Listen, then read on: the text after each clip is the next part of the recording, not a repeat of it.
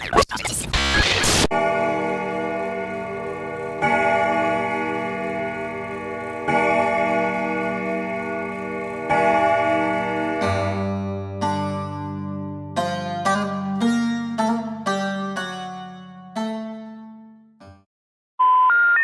sorry, the number you have dialed is not in service at this time.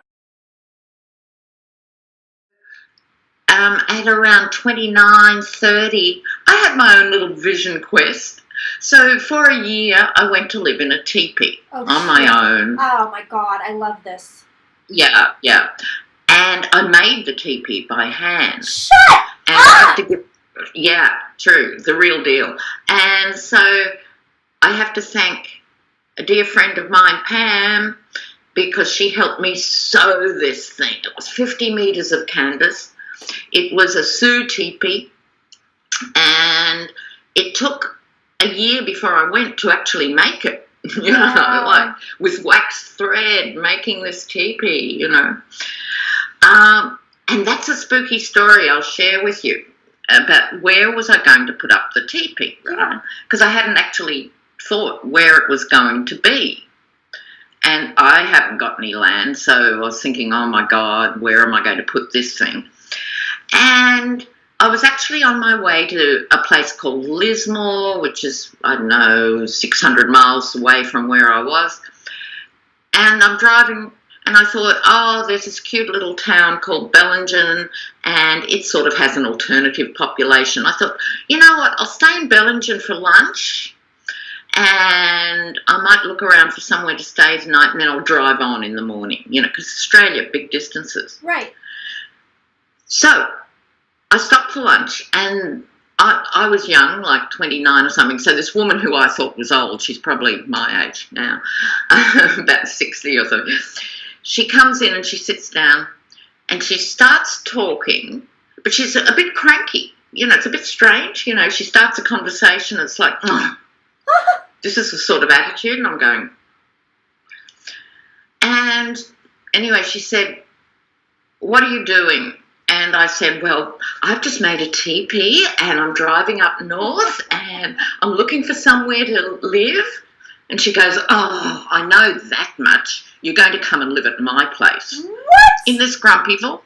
Oh, I've never met her before. I'm going, really? We haven't even had lunch yet. You know, like, what's the story? Wow. She said, you're not going to believe this. She said, you don't understand. This has been sorted out. I had a psychic, this is her talking, right? Right. I had a psychic reading 30 years ago. And in fact, it was more than that. I think it was 40 years ago. And I was told a young woman with a teepee was going to come and live on my land. That was before I was born. Whoa. She had that. You just gave me chills. Oh my God. What? Can you fucking believe it? No. I was smacked. And I went, oh, wow. You know, like, Right? what do you say?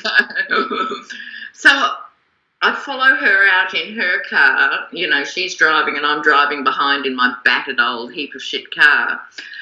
And we go down this magnificent valley. And she lives in a hut by the riverbank, which was sort of half a cabin. It was cute. It was really basic. And she just sort of waved me away and said, you can live in that paddock up there. I just don't want to be able to see you.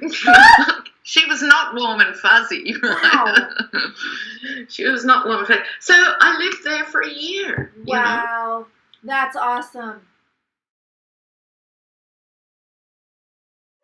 I'm here at Linda's house, and I'm collecting ghost stories for Halloween. So, Linda, what can you tell us? I want some creepy stories. I know you used to live in a haunted house. I don't know what else is going on, but I want to hear some ghost stories. Well, okay. My parents' house. My mom used to see, and you know, like one time she was laying in the bed and she thought it was me. She had dark hair, but she had this burgundy robe, and she thought, well, I don't remember Linda coming out of my brother's room. And whatever it was coming towards her, right, and then turned towards our room, me and my sister. Oh. And she's realizing this is like 5 a.m. She's realizing, wait a second, that's not Linda. And she said she noticed the lady wasn't walking. She was floating. Gliding. Oh my God. She grabbed the 22 in the dresser. She gets up, and my mom, you know, for her to grab a gun, she goes in our room, ready to kill somebody, and there's nobody there. But she said, Linda, I saw it as clear as day. Whoa. So, I never felt afraid of the house I lived in. Right. Okay? Even my daughter and I lived there for a while. But my dad was kind of a negative person. Right. He was kind of mean. He had a lot of baggage. He had some baggage. He ended up doing real well when he was dying, and he came to a place that was really good. So, I had before my mom fell to where she got injured enough that it actually brought her down and killed her. Jeez. Because she got bone infection from her tailbone. She said in the morning she would go get her coffee in the kitchen. My dad would always leave at 8 o'clock in the morning. My dad was in a wheelchair because he used to push down at the college just to keep fit. Yeah. And she was going through to get her coffee, and she notices my dad's, they both had those recliner chairs. She notices my dad's chair's foot is up. So she thinks, that's weird. Yeah. Why? Troy must have been looking for something. Right. She's, you know, she gets her coffee, she comes around, she said, I'll ask him at lunch. And he used to bring lunch home. And she forgot to ask him. But the next day, she comes out at 10 o'clock in the morning, walking through. This time, both chairs are up and the back is down. Oh my God. But she's not freaking. Right. She's like, oh, well, what the hell is he doing? Right. What the hell is he doing? So he comes home for lunch, and she's sitting there. She said, Al, were you looking for something in your chair? Or because both chairs were up and the back was. And he said, you know, I was going to ask you the same thing. When I got up this morning, my chair foot was up. I thought maybe you were, not both. Right, just his. Oh. So I thought you were looking for something underneath my chair. She said, no. And he said, oh, but when I left, both chairs were down. She goes, well, when I got up at 10 a.m., both chairs were up with the back.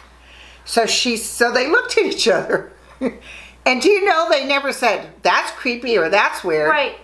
They were just like, whatever. Right. That was us in the Guerneville house. I mean, all this weird shit would happen, and we were just like, I mean, whatever. It is what it is. Yeah. Right? Oh, my God. That same house, Dad was in the hospital now. And so me and my friend, who's a ghost hunter, Tammy. Tammy's been on the show. Yeah, she brings a couple of people in, and we're in the garage. We set up in the garage. They have a guy that's sitting in my dad's chair in the living room. We have cameras. We've got walkie-talkies. Everything's ready to go. We're sitting out there. I thought this will be a long night. That we no sooner started with our filming and stuff, and as clear as day through the mic for the walkie-talkie, we heard, "Help me! Oh, help me!" Times 3. Oh, times 3. Oh my God! And the guy jumps up, and everybody's like, "What?" Right? What is going on? Everybody's like, "What?" And here's the weird thing. I mean, we've had more suicides on that street. The guy across the street, Portuguese. Kidding He me. came in from Portugal. His wife went back to Portugal with the boys to visit. Yeah. His brother, who was our good dear friend, he had built a house on the hill, and he wanted his brother with him. Yeah. Hung himself. He was hanging in the garage when she came. He didn't come get her at the airport. 2 doors down, a family who took forever to get pregnant. The little boy fell in a little pond and drowned. Oh my God. So after they come back from the children's hospital, knowing their son is dead, boom, boom. Whoa, They shot each other. Oh Yeah. my God. And left the door ajar so the mailman could find him. Oh. And then my babysitter committed suicide down the hill. So if you know what I'm saying, I got to tell you, there's a lot of juju. bad juju. So anyway, so we heard, "Help me, help me." So we're all like, freak, we got that on tape. So it's like, holy cow. We're no sooner discussing what we heard, and then there's boom, boom, boom on the wall in the garage right next to us. God, oh my God. It was so scary. It was like my hairs are going up. But nothing has ever happened to you in that house. Nothing. Not like my this. mom saw Right. things. And Dad used to say, Evelyn, why did you come in my room last night? Right. She was never in his room. No, she was never in his room. But not this kind of boom, But boom, check boom this activity. out. So I would go, when I'd go to get the mail or do something in that house while Dad was in the house, I would run in and run out because I could feel the oppression. Right. I just didn't like being in there. Right. Dad dies, it's gone. Oh, what was all his energy? Just, I don't know. or something was attached to him. Or he's pretty powerful. Maybe he went in and said, all you get out of here. That's true. He might could have have just said- come in and cleaned out the house. Because he loved that house, you know. He might have said, Oh my God. go. I don't want you bothering my kids. Wow. Yeah. Wow. So that was spooky. And I got to tell you guys Wow. something that just happened. Oh, yes. My son, who does not believe in any of this, he always says there's an explanation, Mom, Right. has a clock it's a clock radio. He never uses the radio. It has a little light on it. He uses to wake himself up to go to school. He was in here, and all of a sudden he hears this old, like that, who's that famous that people used to dance to? Old music, the Like 19... old-timey. Miller. Oh, Glenn Miller. Glenn Miller. Right. You know, that kind of trumpet Yeah, noise. yeah. He thought, what the heck is that? Yeah. He goes over to the thing. He's thinking, I never play the radio on that. Oh. That's not even his thing. It's birds that wake him up. Right. And he's playing with the thing, and it won't turn off. And then he said, the numbers on the clock start to change, and the thing's shutting on and off on its own. And he finally just put it down. But he's trying to figure it out an explanation. I said, are you kidding me? That's poltergeist activity. Oh, yeah, big time. So that just happened yesterday, you guys. So I don't know if something's coming up. You know, sometimes they come to let you know. That's true. Yeah, sometimes they true. let you know. Because I lived in a house years ago when the boys were little that I was asleep. My ex-husband used to come home from school every night at 11 o'clock. And I used to semi-wait for him. The boys were asleep in their room. And I was laying there. I could hear the car pull up. I hear the door open. Yep. Come in. And I'm waiting and waiting. And so I'm like, Richard, I'm yelling. Right. I said, holy cow, someone's in the house. My baby's right now. Actually, Jeff wasn't born yet. It was Jacob. Holy cow, someone's in the house. And I thought, do I run in? If I run into his room and grab him, I'm going to be stuck, cornered with the assailant. Right. All I could think of was to run sideways out the door, the front door, and start screaming.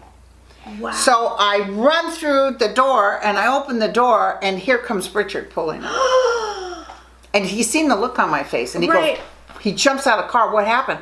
I said, I think someone's in the house. He grabs one of those little toys. Right? Like he's going to get one of those little bubble toys that you push, and the little things pop up. Right. He's like this. He runs into the house. And the back door is totally locked. House is empty. House is empty. Except for the baby. Oh my God. Yep. And in that same house one day we're all sitting there. It's not an overcast night. It's a evening. It's becoming evening. And we're sitting there, and I think we have the TV on, and all of a sudden I see this flash. Because we had a door with a little, one of those little windows on the top with a screen door. Yeah. And we always kept the screen door locked because, you can open the door and say, what the F you want. Right. And we see this flash of light. Oh my God. And I'm thinking, oh, did our auto light blow out, And then boom, boom, boom, 3 times on the door. Ooh. You can't make that noise with the screen door closed. No, you can't. Good thing my ex-husband, he wasn't scared. He runs to the door, he opens the door. But even my kids stopped in midstream. We're all like, what? So, okay, I'm going to jump in on the ghost stories here because it's better to tell them to you than tell them to a camera. Same thing happened at my grandma's house. My mom tells me the story. So her and my aunt are in their room in bed, and they hear their brother come home. Norman comes home, hear the car pull up. They hear the door, they hear the keys in the door, they hear the door open, they hear the door close, they hear him go into his room, they hear him turn on the light in his room, and they're like, all right, let's go get him. We're gonna go get him.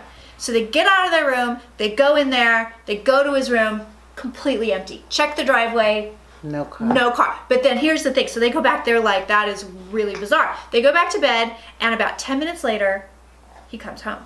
But it's like exactly the same. Like it's the same, like the same noises, same timing, same everything. What is that, I wonder? I don't know. It's That is very so- bizarre. So the same house, which my grandmother's still in today, my mother will never let me use the Ouija board. And Don't. I would never would. No. But when I was little, I remember when I started to go to slumber parties, she says, if those girls pull out a Ouija board, Call you. yeah, she's like, no. And I go, why, Mom? And she says, because it's not a game. And she said when they first came out, they had one at her house. And they had somebody came home, oh, watch your Ouija board, it's fun, haha. So she says they're doing the Ouija board. All of a sudden, they had a fireplace. They were always burning wood. Like, they never used the heater because depression babies. So they were like, right. Thing flew into the fireplace. Just flew right into the fireplace. Somebody was protecting. Yep, and the same house.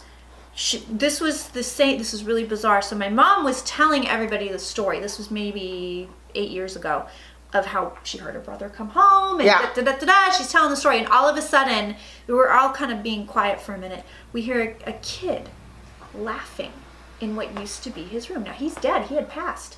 But we hear a little boy laughing, and we all stop. And my grandpa from the hall, like, he's very like, no, no ghosts. And he goes, I must have left the TV on. And we're all sitting there going, you did not leave the TV on. And goes out there, comes back in. He says, I don't know what that was. Mm-hmm. And we were not allowed to speak of it ever again. I was reading this girlfriend I knew named Lisa one time, and I just heard from her recently. We haven't talked in years. Hi, Lisa. And she, in fact, when I read her, she used to have these ceramic faces on the wall. Yeah. And I'm reading her, and I could see, I think she used to be a ballerina in another life. I could see it as clear as day. But somebody was telling me, do not have this one particular face on the wall. Really? So she took it down and put it on the table, and her and I were talking. My daughter was young. And Nicole wanted it. And I'm saying, no, honey. Right. Just, no, if we did. But I want it, and she goes to grab it, and the thing went flying across the room, smashed into the refrigerator into a million pieces. Oh my God, whoa. Right in front of all of us. Whoa. It was so cool. That's wild. Just like that Ouija board. Thank you so much, my Thank friend. you, honey. All Thank you. I'm so glad you're asking about this. I totally have a ghost story, and I want to preface this by saying I am not a ghosty person. Okay? She's so not. I am not a ghosty person. I don't watch horror movies. I'm not a ghost hunter. I am not into the paranormal. I am not. I'm absolutely not. It's not my thing. Even though I do love mediumship, I don't consider that, right, ghosty, paranormal, right, creepy, scary. Right. So I don't come from a background of, oh my God, there's some scary shit in that house, get out. Although I do love Art Bell. So that said, I have had in my life, well, I guess I've had a couple recently. But in terms of a close encounter with what we would call a ghost or some sort of entity, it happened to me one time. And I remember telling you about it. Didn't I tell you about it? Because it was It's like right as it was happening, I feel like it was. You know what? I might have called you right after. I think I might have called you as I was walking home. Okay, so where I live, there's a theater, an independent theater where I had a couple plays that were staged and read. So I was in the habit of, going there, schmoozing, enjoying myself at this theater. And I had heard from one of the people who runs it that there is a ghost named Maggie, a little girl ghost. And I'm thinking, okay, whatever, that's nice. Life goes on. I don't think anything of it. People talk, who knows, whatever. So I'm there. This must have been in the winter. I can't remember. But it must have been in the winter because it got dark early. And I'm leaving the theater. Oh, they were doing auditions. Now I remember. They were doing auditions for my play, I guess, or that part was done. So there was a reason for me to go. There was a reason for me to just leave and not be involved anymore. And it was dark, and I'm leaving, and there's no lights. I leave the place, the parking lot, which is big, totally dark, There's no cars coming and going. There's no light from the street. Pitch black, dark.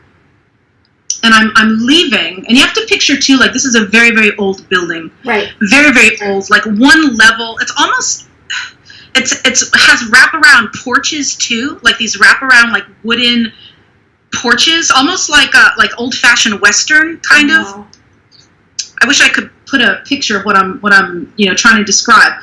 So I'm leaving this dark, dark parking lot and, walking to the exit, and I hear a voice, okay? I hear a voice out of nowhere. And there's no one there but me. I am the only one walking through the parking lot, and it is the voice of a little girl. It is a little girl voice calling to me, because I'm the only one there, talking to me from the theater, from like the patio porch area. And what does she say? She says, hello? Oh, God. And she says it again, hello?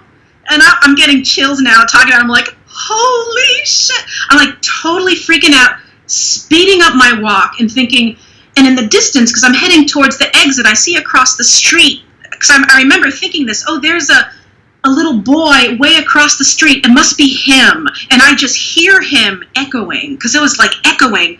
And she says it again, hello? Like, like when you pick up the phone, like back in the days of crank calls, hello, hello. And girl, I am not psychotic.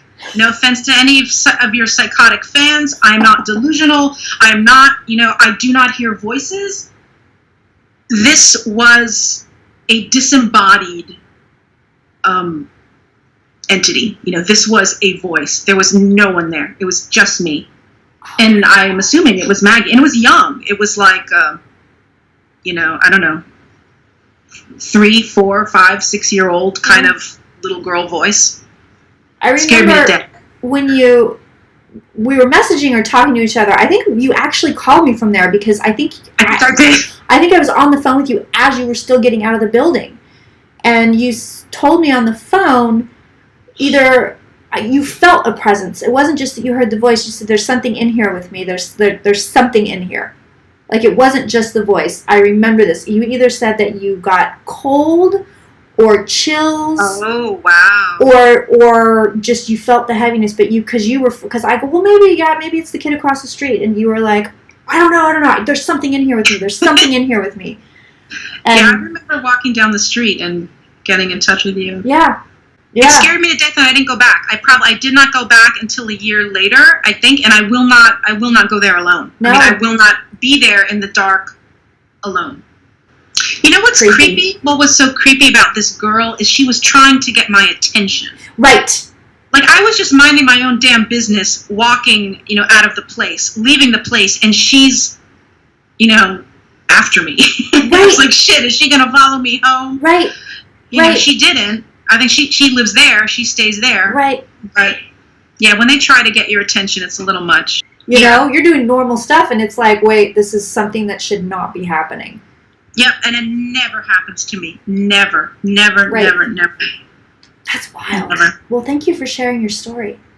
I appreciate Thank you for asking me on to talk about it. You can find all the contact information for the ladies featured in this video, including myself, in the box below. I hope you guys have a great Halloween and pleasant dreams. So we just did, for Third Eye Champagne, we just did a live stream ghost hunt Saturday night, this last Saturday night. We live streamed for 2.5 hours, and it was me and Megan Davis, who you know. Megan! Yeah, Aw. and my assistant was doing camera work, so we go down to the Portuguese Hall. I've ghost hunted there before. I've been there before. Megan and I have ghost hunted there before. And we do this entire live stream. And immediately, the minute we get in there, we're walking into cold spots. We're feeling, Megan and I both got touched on the back of our necks in the same spot at the same time. And we were way far apart from each other. Mm. And then we start hearing noises. And it's so funny because I'm going, is that a rat? That's a rat noise. Is that a rat? And Megan's going, I know exactly what a rat sounds like. And that's not a rat. So we're hearing all these crazy noises. And finally, by the end of the live stream, Oh, and I had the pendulum. I was doing the pendulum and I was holding it. Oh, wow. I said, if you're here, can you make the pendulum swing really, really in a really wide circle? And that thing, girl, was just going like this. Whoa. Yeah, and I said, brave. I don't know how you do that. That to me that's brave. we were petrified. We were petrified. And the thing is, like, I pretty much grew up in that hall, so it's like a second home to me. So I kind of know all the ghosts in there, so it's not that terrifying, but it was still terrifying. It was utterly terrifying. And the last thing that happened is we were getting ready to leave. We're all standing on the stairs getting ready to leave. And I said something like, can you show us that you're here? And the biggest, loudest noise literally right next to us goes, and we all start screaming. So that's scary. That gives me chills.